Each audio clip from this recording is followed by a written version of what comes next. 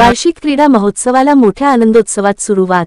रायगड ओवी न्यूज। वार्षिक क्रीडा महोत्सव सुएसोचे या बांटिया माध्यमिक विद्यालय नवीन पनवेल येथे दिनांक 27 डिसेंबर 2024 ते 30 डिसेंबर 2024 या कालावधीत संपन्न होत आहे।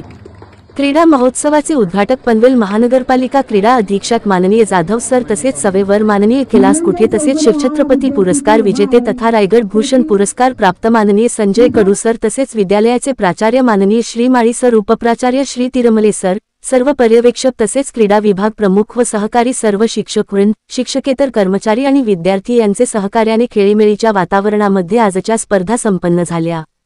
विद्यार्थ्यांनी खेळातील कसब दाखवीत आपली खेळाडू वृत्ती जोपासली आहे। बांटिया शाळेतील विद्यार्थी राज्यस्तरावर पोहोचत असतात। खो खो, कबड्डी, आट्यापाट्या खेळात विद्यार्थ्यांनी आपले नाव उंचावले आहे।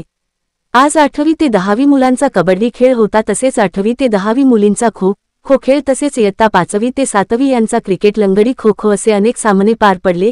या कार्यक्रमाचे सूत्रसंचालन तेजश्री पाटील यांनी केले।